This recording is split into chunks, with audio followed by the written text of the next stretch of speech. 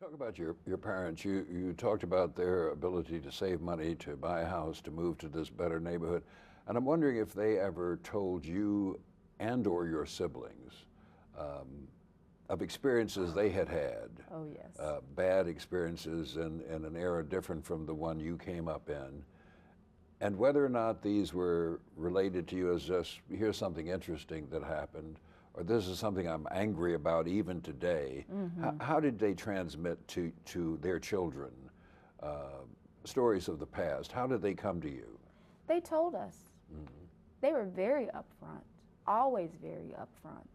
You know, we would sit around the table at dinner time or sit in the living room, and my dad'll come home and talk about the crackers that made him mad, you know? So these were his daily experiences. What about his past experiences?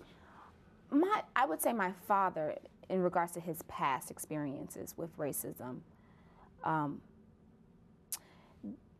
it was only articulated through a sense of warning. Meaning, if I had a white friend, he would be like, well, you know how those white people are and all the things that they've done.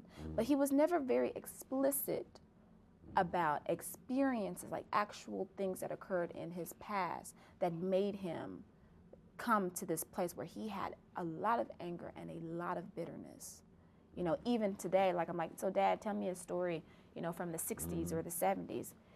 He gets kind of quiet, silent, and stoic about it.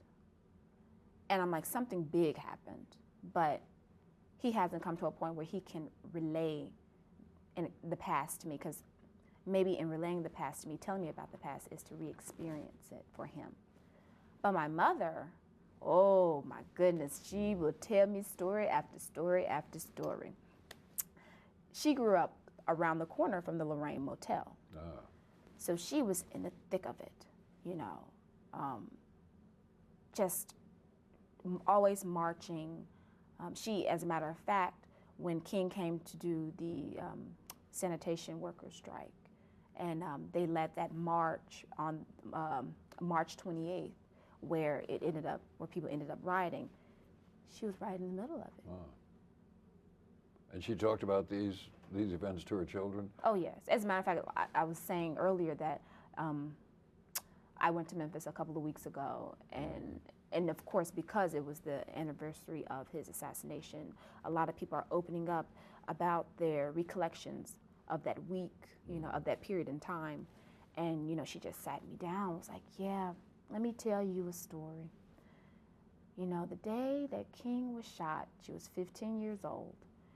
And there was this older woman that was living on the block with her, and the lady came up to her and was like, Carrie Mae, I want you to go to the doctor with me. So my mother, Carrie Mae, she goes to the doctor, and they get in this car, this white Cadillac. So they're driving down the street, and very, very close to the Lorraine Motel. They're driving down the street, and the woman is about to make a left-hand turn, and all of a sudden, like this barrage of policemen are just coming down the street, flying. If she would have made that left-hand turn, she would have got hit by the police cars, all the police cars coming. And that woman, I forget her name, she just started crying and was like, they shot Dr. King. They done shot Dr. King. Oh my God, they done shot Dr. King. Now my mother was like, how does this woman know this? Because yes, it hadn't. I'm wondering, how does she know that? It was a feeling. It was this kind of this premonition. All she had to do was like put two and two together. She was like, all these police cars are coming. They're going towards the Lorraine Motel. Everybody knows he was staying at the Lorraine. Everybody knew that, because they had, in the commercial appeal, had put it in the paper. Yeah. He's staying at the Lorraine Motel. Like, all these police cars coming, she just had this feeling. She just knew that Dr. King had gotten shot. So she turned around. You know, they go back home, and they find out that Dr. King had indeed been shot. And so, talking to my mother, you know, her relaying this story to me, she's like, a library, a flesh and bone library, talking to me, you know. And I gained so much perspective about that particular period in time, and kind of like the emotional weight of what had happened, which when you're reading in history books, you have to kind of reimagine it for yourself. But when you have someone who was there, it's such a special thing. Now, did you get the feeling that both from your father, whom you say was angry as he related these events from the past, and your mother, who's also sharing with you things that happened to her, particularly this spectacular story you just told, are they telling you these as instructions to their children? This is what happened to me. I behaved in this way. If it ever happens to you, you behave in that way.